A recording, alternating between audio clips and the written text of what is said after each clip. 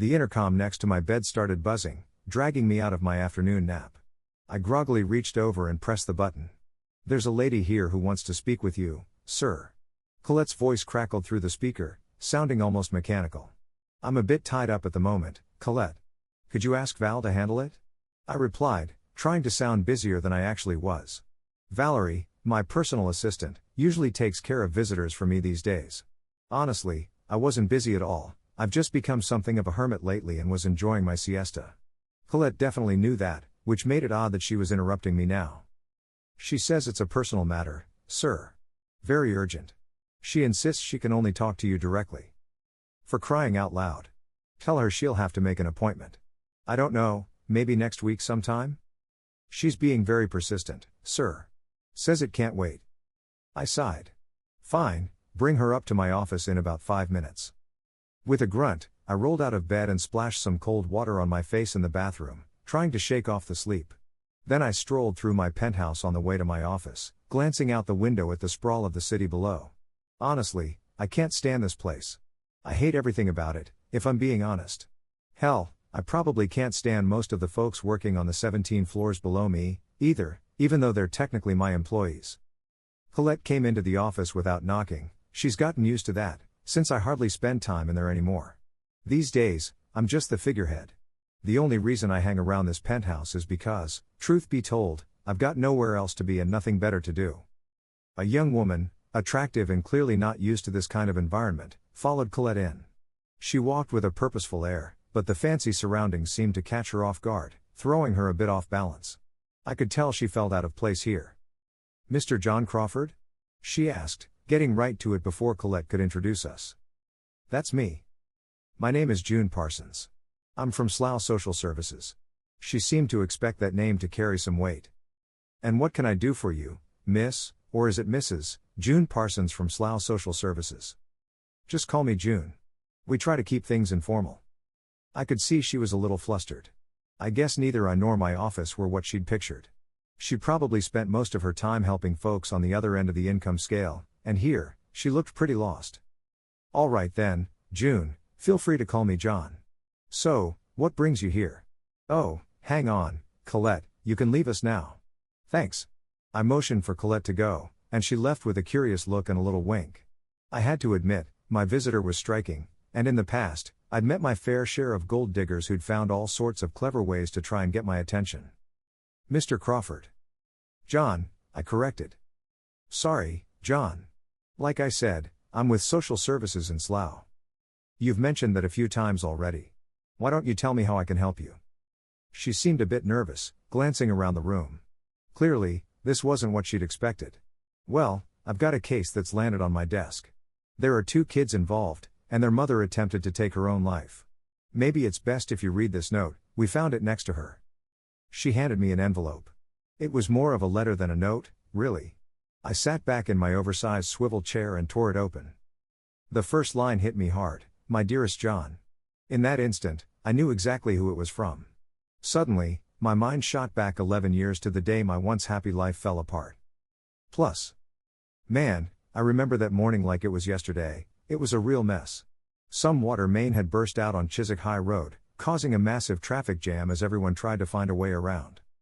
I finally got to the office nearly an hour and a half late, trying to sneak in without anyone noticing. It was actually the second time that week my commute had turned into a disaster. Right as I came in, June, my secretary at the time, though she worked for a few of us, caught me. "John, where have you been? And why haven't you had your phone on?" "Oh, I must have forgotten to charge it last night," I replied, though honestly, that was becoming a bit of a pattern for me.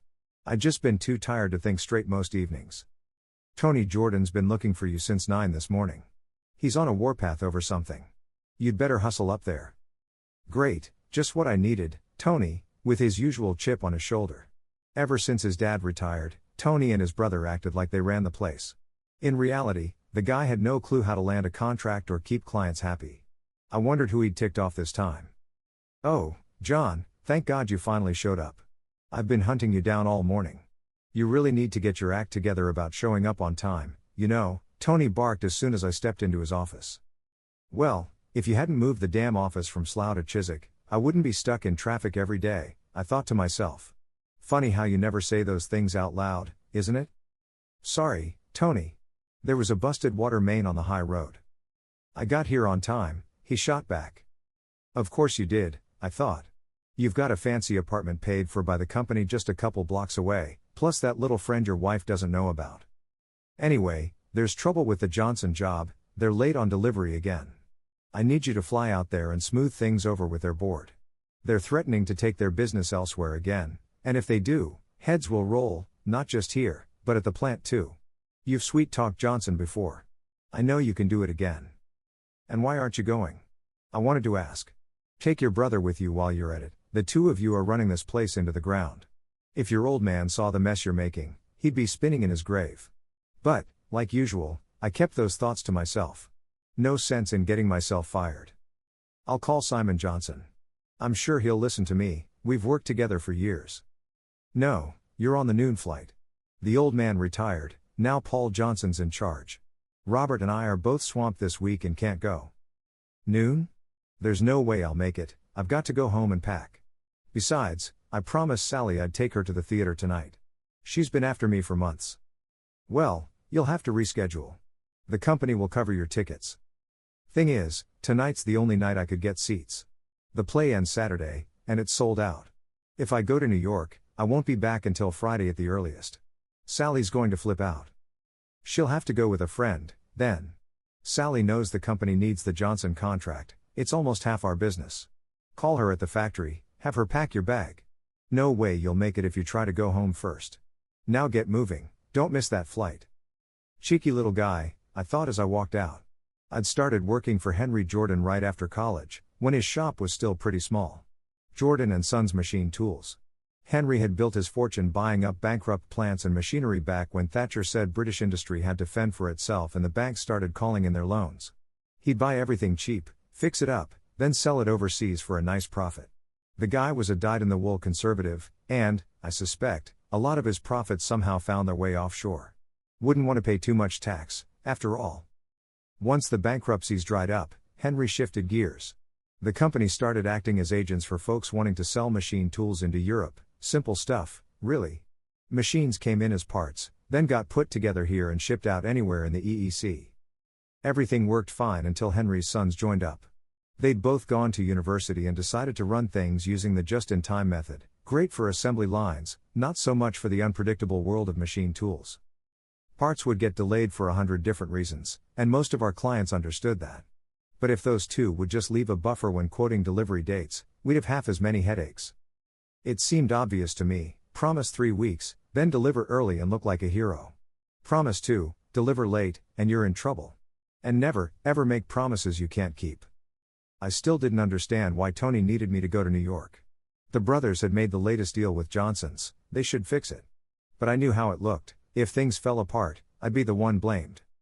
When I got back to my office, I rang Sally at the Slough factory. Yeah, Sally worked for Jordan & Sons too. That was the real reason Tony was pushing, I wasn't the only one whose job was at risk. Sally and I met when she joined the typing pool ages ago. Typing pool, now that tells you how long ago this all was, we clicked right from the start, but it wasn't until the office Christmas party that things actually happened between us. You know how it goes, everyone was kissing under the mistletoe, and when I kissed Sally, well, something must have happened, because eventually someone asked us to move out of the way so they could get their turn. Sally and I never really talked about it, not in so many words. After that first kiss, we just sort of became a couple. I remember both of us running around like maniacs that Christmas, buying gifts for each other. I even spent Christmas dinner at her folks' place, though I'm pretty sure they were expecting to see some other guy at the table. No one ever brought it up, but there was a bit of confusion in the air. We went out together on New Year's Eve, and the next morning, we woke up side by side in my bed for the first time. That was the beginning for us. Honestly, I have to admit, the details of that night are a bit of a blur. But the night after, January 1st, is pretty clear in my memory. From that point on, Sally basically moved in for good. 4 months later, we were married. The next 10 years at home were the happiest I'd ever known. Work was good, too, at least until Henry's twin sons finished college and joined the company. Up to that point, I was Henry's right-hand man, helping out with everything, on the books and off. But things changed when the boys came on board. Henry was a decent guy, he didn't push his sons ahead of me in the chain of command, At least not right away. Still, I could tell they didn't like how much influence I had with their dad. They were polite enough, but there was always some tension beneath the surface. Eventually, Henry took the company public and made a fortune off it. That was the only time he ever really let me down. I thought maybe he'd cut me in with some shares, but he didn't. And I never did get that director's title, either. The brothers went straight to the board, but not me. Then Henry had a heart attack. In the hospital, he asked me to watch over his sons. I remember thinking, that's a tall order, Henry. If you'd given me some shares and a seat on the board, maybe I could have kept them in check. But I never said that out loud. It was clear he wasn't going to make it. He retired then and passed away 3 months later. The minute the funeral was over, the brothers started making changes. Not a single one seemed like a good idea to me, but there wasn't much I could do. They leased some fancy offices in Chiswick and moved most of the admin and sales staff over there. Tony handled that department, while Robert took over the factory, and inherited Sally as his PA.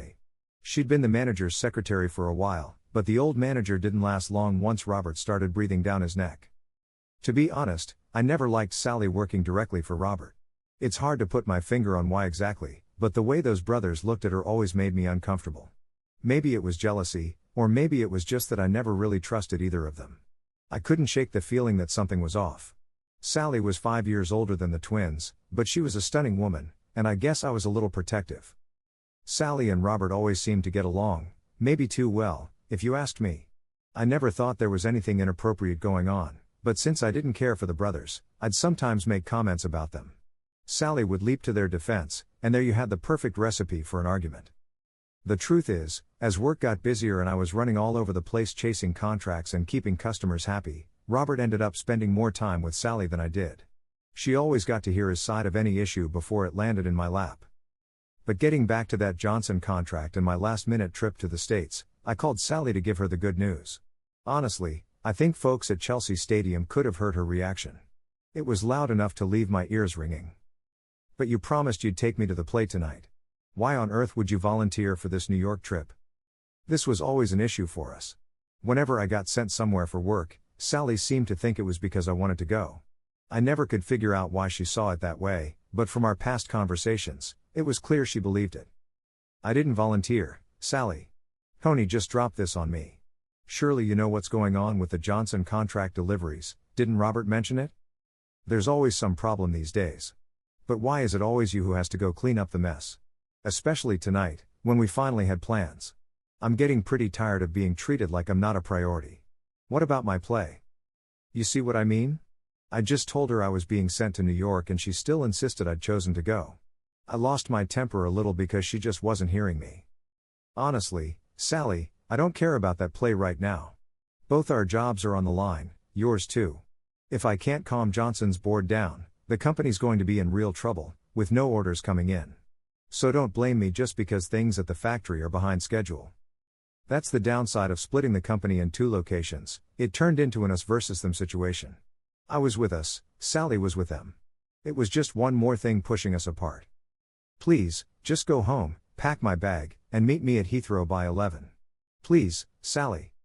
There was a long pause, and then she replied, calm but cold, "You'll get your bag, and maybe a few other surprises you didn't ask for. I'm not your maid, you know." Then she hung up. Why did it have to go that way? Why did I end up yelling at Sally, and why did she have to snap back? I knew I'd need to apologize when I saw her at the airport. But that never happened. I waited at the check-in counter at 11, but Sally didn't show. 10 minutes ticked by, and still nothing. The clerk was about to close up shop when Sally finally arrived, walking through the lounge like there was all the time in the world. "Come on, Sally, what took you so long?" My nerves got the better of me, and my tone was sharper than I intended. I realized right then that this wasn't her fault, or mine, it was just a bad situation, with both of us feeling let down. It was wrong to part ways on such a sour note. "I'm sorry, Sally. I'm just stressed about this whole trip." I tried to give her a kiss, but she pulled away. "We don't have time for that. You'd better go and save your precious contract," she said flatly. Just then, the check-in clerk spoke up. "You need to check your bag now, Mr. Parsons, or you'll miss your flight." I turned and took care of my bag, and when I looked back, Sally was gone. "How long until my flight's called?" I asked the clerk. "Probably about 30 minutes. But you'd better stay nearby." I hurried in the direction Sally had come from, hoping to catch up, but she must have been moving a lot faster on her way out than she was on her way in. At the end of the concourse, there was the entrance to the enclosed bridge that led to the short-term parking garage. I was halfway across the glassed-in bridge to the parking garage when, out of the corner of my eye, I spotted that flashy yellow Lamborghini pulling out of the lot below. Even from up there, I could just make out Sally's coat in the passenger seat. I didn't need a closer look to know who was driving. Nobody got to take the wheel of Robert Jordan's prized sports car but Robert himself. Boy, did that make my blood boil. Here was Robert, supposedly too busy to fly to New York, but he somehow had time to give my wife a ride in that ridiculous show-off car of his. I was seething as I turned back toward the terminal. For once, I actually ducked into the airport bar and ordered a drink, trying to cool off. I sat there, fuming and nursing my drink for about 20 minutes, until finally my flight was called and I shuffled toward the departure lounge. During the flight, I tried to bury myself in the contract paperwork. I went over every page, looking for those little safety valves Henry always included, ways we could buy time if a delivery got delayed. But it was clear the brothers had been handling these deals lately, because most of those clever outs were gone. When I landed at JFK, I was met, surprisingly, by Paul Johnson himself, along with Petra, his personal assistant, and a handful of his team. I'd run into Paul a few times in the past. He was always a bit like the Jordan brothers, came across as younger than he was, especially next to someone like me, even though the age gap wasn't all that big. Back when his uncle Simon was still in charge, Paul mostly just nodded along and laughed at Simon's jokes, like the rest of us. The welcome this time was a bit over the top, honestly. Paul was unusually enthusiastic, and his folks fell over themselves to grab my bags and my laptop, hustling everything out to the waiting limo. "We've set you up in the company suite at the Waldorf Astoria," Paul told me. "Uncle Simon was hoping to see you on this trip, but he's still off on his world cruise. He asked me to tell you he'll look you up when his ship docks in Southampton." That struck me as odd. Sure, I'd always gotten along well with Simon Johnson. Henry and I had met with him plenty of times over the years. But our relationship had always been strictly business. Now that he was retired, I couldn't figure out why he'd want to catch up. The Waldorf Astoria was where Henry always stayed, but when I'd come to New York on my own before, I usually picked somewhere a lot less flashy. But Paul insisted it was the company suite, so I figured it just happened to be available. No way would the Jordan brothers spring for a luxury suite for me. Paul dropped me off at the hotel and said Petra would pick me up for dinner at 7. Then he and his group disappeared. This whole trip was starting to feel strange. Usually, I'd be inviting the client to dinner, not the other way around. It was around 4 in the afternoon, local time. I found myself wondering if Sally had ended up going to the play by herself. She still had the tickets, after all. I tried calling our home, but as I'd half expected, there was no answer. Figuring it was about 9 at night back in London, I sent her a text to her mobile, asking if she was enjoying the show and who she'd gone with. When Petra showed up to collect me, I was on the phone again, trying to reach Sally. Still no answer at home, and she hadn't replied to my text either. I left a message saying I was heading out to dinner and would call the next day. As I was leaving the room, Petra grabbed my briefcase from me and set it back down on the chair. "Tonight's just a social thing, John," she said. "Paul wants you to meet his family. He said it's a shame you didn't bring your wife with you." I looked at Petra and asked, "What's all this about, really?" She seemed to weigh her words for a minute before answering. "Paul just feels, with all the business you two do together, it makes sense to get to know each other better. He also wants you to meet everyone on Johnson's board." None of it really added up for me. Suddenly, it hit me, maybe they were trying to poach me from Jordan and Sons. That would explain all the odd behavior. Dinner was incredible, and nearly every board member was there with their spouse. Afterwards, we went to a club where some folks danced, though I kept to my seat. The jet lag was catching up. I'd already been awake 5 hours longer than everyone else. The more the evening went on, the more I became convinced that they must be planning to offer me a job. Everybody was making a point of talking to me, and Petra was glued to my side, filling me in on everyone's names and roles like she was my own PA. It was around 2 a.m. New York time when I finally got back to my room. That's 7 in the morning back home. Still no calls or texts from Sally, and the hotel reception said there hadn't been any messages left for me either. I thought about calling her, but decided it was probably too early. I slept like the dead until 11 a.m., when breakfast arrived, followed closely by Petra, who seemed to have made herself my shadow. "You've got a meeting with the full board at noon," she told me. "Shouldn't take too long. After that, Paul wants you to join him for a round of golf." "Oh, You do play, right? Of course you do, I remember you and Henry playing with Simon. Anyway, after the meeting, you'll fly up to Simon's estate from the helipad on the roof. Oh, and Paul wanted to know how urgent it is for you to get back to London. That depends on what Paul and the board have to say about these delivery delays. Oh, I think they'll be fine with whatever you suggest. Well. Anyway, they know you and trust you. Now you'd better get a move on or you'll be late. Petra suddenly sounded a little nervous, not her usual confident self. She rushed out of the room before I could ask anything else. To be honest, I hadn't paid close attention to what she'd been saying. I was itching to try Sally's number again. I rang her office at the factory, but the call was intercepted by the receptionist, who explained Sally wasn't in that day. She was a temp, apparently, and didn't recognize my voice. When I asked if she knew why Sally wasn't in, she said she had no idea. On a hunch, I asked for Robert Jordan. She told me he wasn't there either. Now I was really getting concerned. I tried our home phone again, no answer. I tried Sally's mobile, it was switched off. Robert's mobile? Also off. At this point, I was flat out worried. I called Tony Jordan at the Chiswick office and demanded to know where Robert was, telling him I needed to clarify something about a contract. I noticed he hesitated just a bit too long before answering. Oh, I think Robert's down in Brighton today, meeting with Carter Industries directors. He said he was taking Sally to take notes. I nearly lost it. That was the contract I'd personally closed last week, everything signed and done. What kind of story was Tony feeding me? I kept that thought to myself. After some small talk, I told Tony I'd probably have to stay a couple more days to keep Johnson's folks happy. The second I got off the line, I called Monty Carter's secretary in Brighton. Just as I expected, there were no meetings scheduled with Robert. Actually, she couldn't remember them ever meeting. Petra popped in again, urging me to hurry up and get ready for the meeting. I shoved the rest of my breakfast down and dashed for the shower. We were a bit late, but nobody seemed to mind. There was a whirlwind of introductions, a tour of the offices, and finally we sat down in the conference room a little after 1. I'll be straight with you, the negotiations were a joke. Everyone just agreed to whatever I said, and seemed more concerned about keeping me happy than anything else.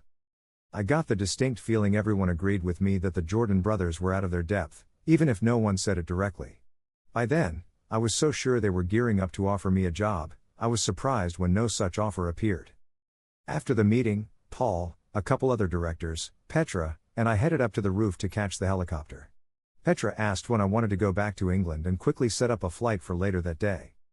Out on the golf course, I called my secretary back in Chiswick and let her know I'd be staying on a few days. Whatever was happening back home, I wanted everyone to think I was still out of the country for a while. Petra must have overheard my call. "Sorry if I'm prying, John, but is everything all right?" she asked. "Every time you call England, you seem on edge." "I'm not really sure, Petra. I've just got this bad feeling something's wrong back home. It's personal, I'm afraid. We've known each other a long time. If there's anything I can do, you know I'm discreet." "Well, maybe you can help. I'd prefer if nobody in England finds out I'm flying back tonight. If my suspicions are correct, I'd rather not give anyone a heads up." "Oh, wow. You don't think your wife is?" "I don't know, Petra. Sally and I had a fight before I left, and I haven't been able to reach her since. Could be she's still mad at me, but Robert's gone missing too, and Tony's feeding me stories. There's got to be a reason. I understand why you want to get back now. Don't worry, if anyone from England calls, I'll have the calls routed to me. I'm the only one, besides Paul, who knows about your flight tonight. All Paul's calls go through me, so I'll stall anyone who tries to reach you. You can call them back on your cell and they'll never know where you are." "Thanks, Petra. I appreciate it. Now, I should probably focus on this game." While I was having that talk with Petra, I happened to notice Paul heading our way. I'd stepped aside to make my phone calls, and out of the corner of my eye, I caught Petra making a subtle gesture as Paul started walking over. Just like that, Paul changed direction and struck up a conversation with the other guys instead. After our round of golf, we all headed into SJ's mansion for a meal, and that's where I ran into his daughter Beatrice again. I'd known Bea for years, but that day she seemed uncomfortable around me, almost like she was nervous about something. I couldn't put my finger on what it was, but the feeling that people knew something I didn't kept creeping in. For a moment, I wondered if it had been a mistake to share my suspicions with Petra. Later that afternoon, we flew back to the company headquarters by helicopter, and Petra came with me to the airport. She'd even arranged for my luggage to be collected from the hotel. My flight back to Heathrow was uneventful until I landed. That's when a steward met me in the arrivals lounge and told me there was an urgent call waiting. I picked up the phone, and Petra's voice came through. "John, we had everyone calling for you last night after you left. Your wife rang, and I told her you were tied up in a meeting with Paul. Later, both of the Johnsons called, separately, and I told them the same thing. Your wife called again and wanted to know when you'd be back. I said you were scheduled for the Saturday evening flight. Is that okay?" "That's perfect, Petra," I said. "I'll make sure to keep the story straight if they ask me. Thanks for all your help. Keep in touch, John. I'll let you know if anyone tries to reach you again." So, my wife was suddenly back on the radar and seemed worried about where I was. I couldn't help but wonder what had sparked her concern. I booked a room at the Novotel near the airport, where Hertz had already dropped off the car I'd reserved from New York. I'd set up a personal account with them years ago. It made things easy for trips like this. Since I wasn't tired, I decided to take a drive by the house. Sally's car was parked out front, but all the lights were off. It was just after 4 in the morning, so that made sense. I found a pay phone at the corner and tried calling the house. No answer, just the machine picking up each time. I called 4 times in a row. Still nothing.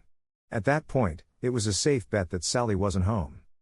I parked the car down the street and walked quietly up to the house, letting myself in without making a sound. A quick look around told me the place was empty.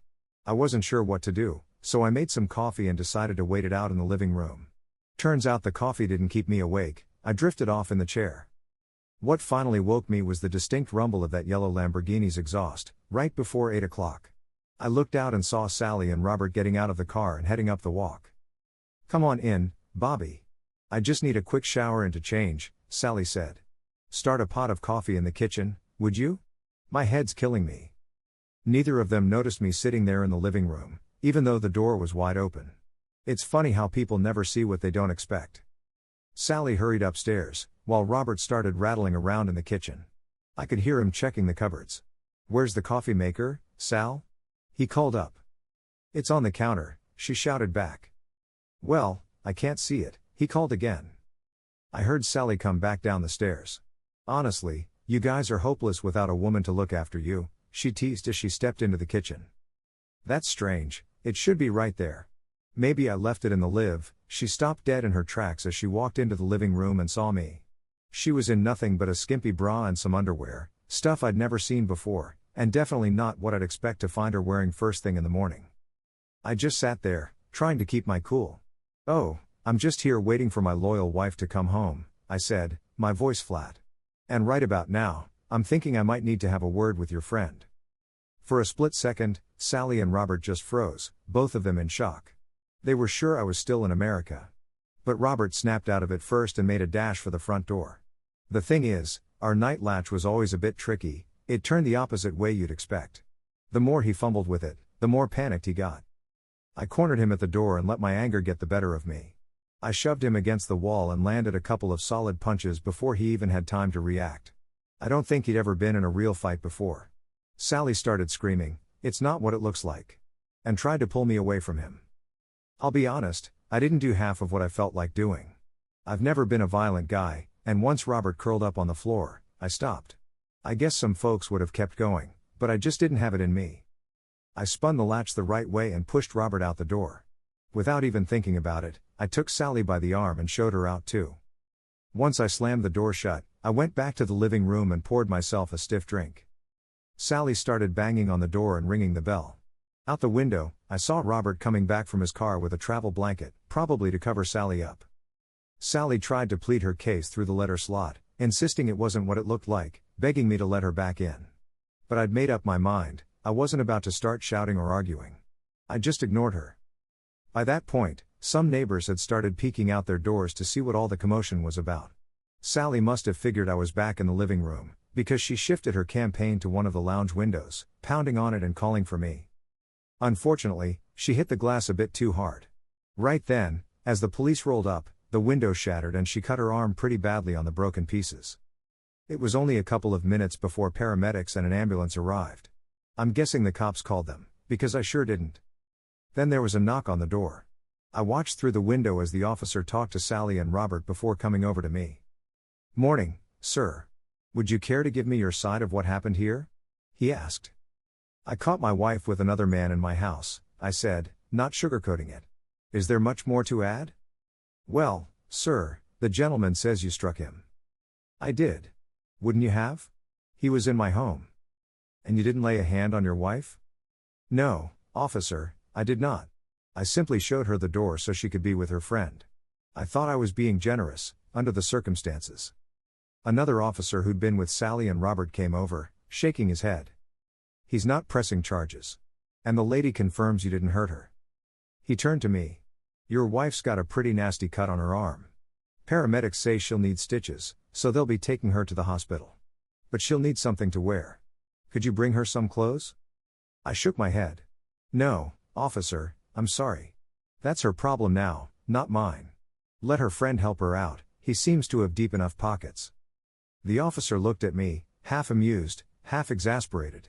I understand you're upset, sir, but she can't go to the hospital dressed like that. She'll need something decent to wear. Well, she'll just have to find someone else willing to come in and grab her things, I told the officer. If you want to go up and get them for her, be my guest. Or maybe her friend would like to come back in for another visit. At that moment, I heard the Lamborghini's engine start up and drive away, following the ambulance. I looked back at the officer. Looks like she's decided to do without. Now if you don't mind, I've got some phone calls to make, to the window folks, and my lawyer. The police officers took their leave, one of them muttering about hoping they wouldn't get called back later. I called the window company, and a guy showed up within minutes to replace the broken glass. He tried to make small talk, but soon picked up on my mood and finished the job in silence. When I rang my solicitor, I was put through to the divorce specialist at their firm. She told me she'd get the process started, but there wasn't much she could do until Sally chose her own legal representation. It was all up in the air, depending on how Sally wanted to handle things. I noticed the police driving by the house several times that morning, as I gathered up Sally's clothes, packed them in garbage bags, and put everything in the garage. I have to believe there was some kind of communication going on between Sally and the police. They must have told her I'd put her stuff in the garage, because around 4 in the afternoon, a different police car pulled up out front, just one officer this time, who stayed in the car. A little later, a Ford Transit van rolled up, driven by a kid I recognized from the factory. He backed into the driveway, and I opened the garage shutter remotely. Sally, now with her arm in a sling, climbed out of the passenger side along with one of the girls from her office. While they were loading her things into the van, I heard Sally trying the service door that led into the kitchen. Finding it locked, she walked around and rang the front bell. John? John, I need to talk to you, you've got this all wrong. Nothing happened between me and Robert. John, can you hear me? I know you're in there. Let's talk this over. Please, John, you're making a mistake, she pleaded through the letter slot. I opened the door just long enough to hand her handbag to her, then shut it right away. I'd already taken out her credit cards and house keys. I watched from the window as Sally walked over to the police officer and spoke with him. He got out, shrugged, and shook his head. After a short conversation, he pointed to a spot in the driveway, and I guess he told Sally and her friends to wait there. Then he came up and knocked on the door. Your wife wants to speak with you, sir. You know you can't just keep her out of the marital home, he said. I shook my head. Tell her there's nothing left for us to talk about. The house is on the market anyway, she made it clear it's not our home anymore. If it was, she'd have been here when I got home last night instead of spending the night with someone else. Tell her to have her attorney contact mine. She knows who my lawyers are. The officer walked back down the driveway and had another, more animated conversation with Sally and her friends. I saw her break down and collapse into her friend's arms. They helped her into the van, then drove away. The officer lingered a moment, watched the garage door close, and finally drove off after giving a little shrug to one of my neighbors, who'd been watching the whole thing unfold. Plus,